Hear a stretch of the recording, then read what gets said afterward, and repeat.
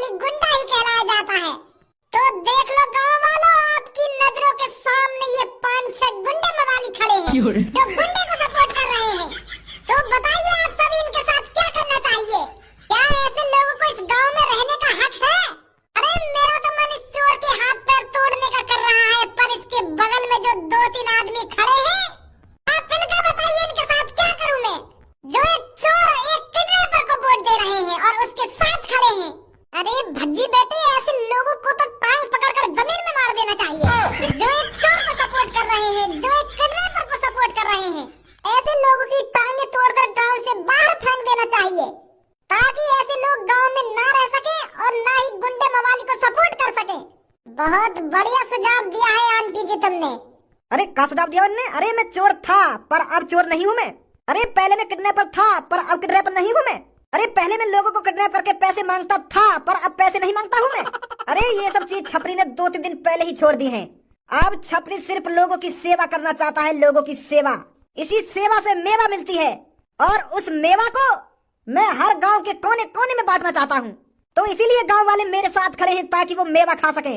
मेवा? माँ धर चोट तो जूती खाने लायक है, और तेरे संग जो खड़ेगा यूं भी जूती खाने लायक है। तेरी शकल तो साफ-साफ दिख रही है हमें, तू इन्हें मेवा खवाएगा सरपंच बनके। अरे जिस तरह हमारे चूतड़ हगना नहीं भूलते, इसी तरह चोर चोरी करना कभी नहीं भूल सकता। और तू भी हमारे चूतड़ों जैसा है। जिस तरह हमारे चूतड़ हगते रहते हैं, उस तरह तू भी चोरी करता रहता है। तो ऐसे लोगों का स्वागत गांव में किस तरह करना चाहिए, बताइए गांव वालों।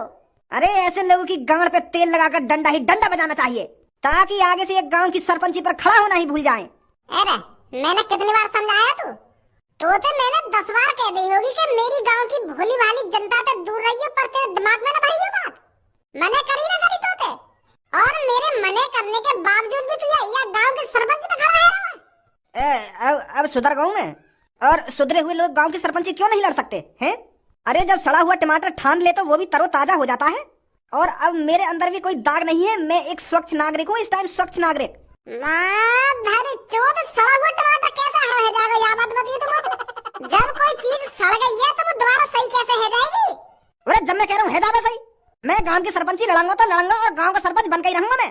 जब छपरी कोई चीज ठान लेता है वो करके ही रहता है और उसमें सफलता हासिल करके रहता है।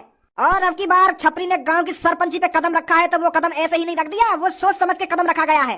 और अब की बार छपरी सरपंची लड़ा है तो सरपंची जीतेगा भी और सरपंच बनेगा भी, और गांव की तरक्की